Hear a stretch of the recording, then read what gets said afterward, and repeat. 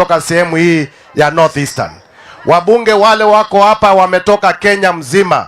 Hiyo ni kumaanisha kwamba huyu Moha, wakati mlimtuma kwa bunge, mkamtuma kwa serikali, alitengeneza marafiki. Na marafiki ndio wanawezesha kiongozi kusonga mbele.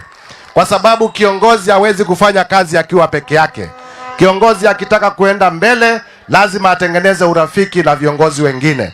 Huyu kijana wenu Moha, pale kwa bunge nataka niwaletee ripoti.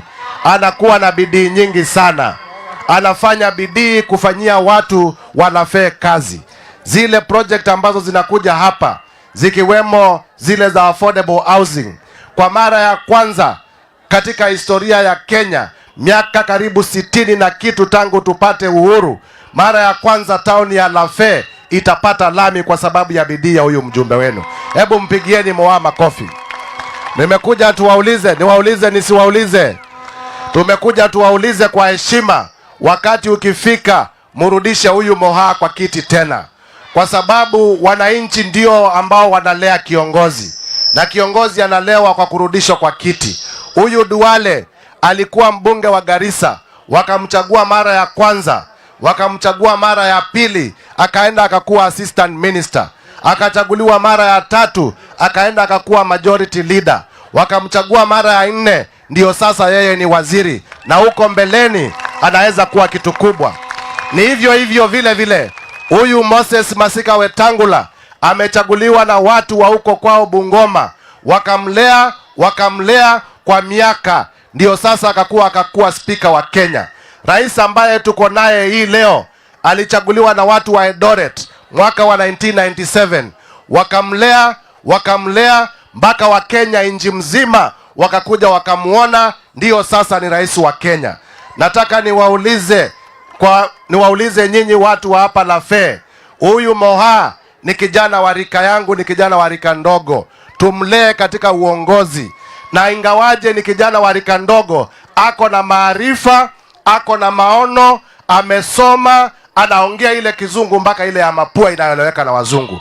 Hata ukimtuma huko London, hata ukimtuma huko Amerika, aenda akatafute pesa ya kukuja hapa. Hata ukimtuma huko Saudia, ataongea ile lugha inahitajika na pesa itapatikana hapa kwenu. Mutampatia ile maneno mmesema makale?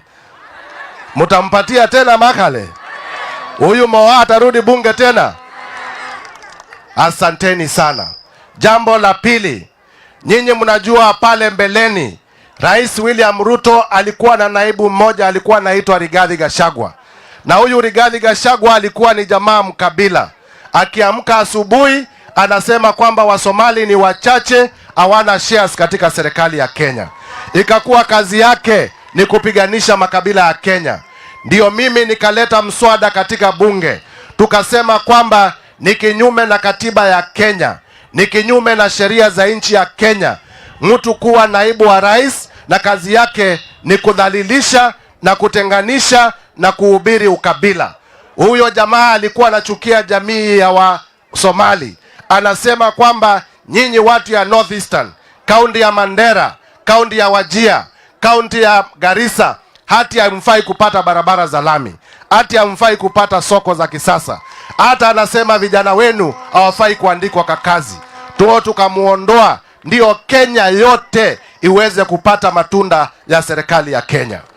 Leo hii tumekuja hapa kwa sababu mheshimiwa rais wa nchi ya Kenya amefanyia Kenya heshima kubwa. Maendeleo ya hapa Northeastern imechelewa kwa sababu wale marais walikuwa huko mbeleni walikuwa wanadharau nyinyi. Yule rais ambaye anatambua watu wa Northeastern, anatambua jamii ya Wasomali, si mwingine ni William Samoei Ruto.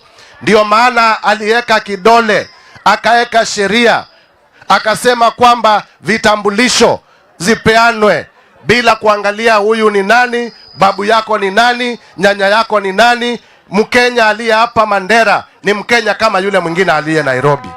Nataka tuwaulize nyinyi watu wa hapa Lafe na watu wa Northeastern, kwa sababu sasa vitambulisho mnapata bila vikwazo, vile vile hizo vitambulisho mzitumie, mjiandikishe kama wapiga kura. Ndio wakati wa kura ukifika, sauti yenu isikike katika nchi ya Kenya. Tuko pamoja ama hatuko pamoja? Tuko pamoja ama hatuko pamoja? Mnataka turudi hapa tena? Mnataka tuendelee mbele? Ya mwisho nikimalizia,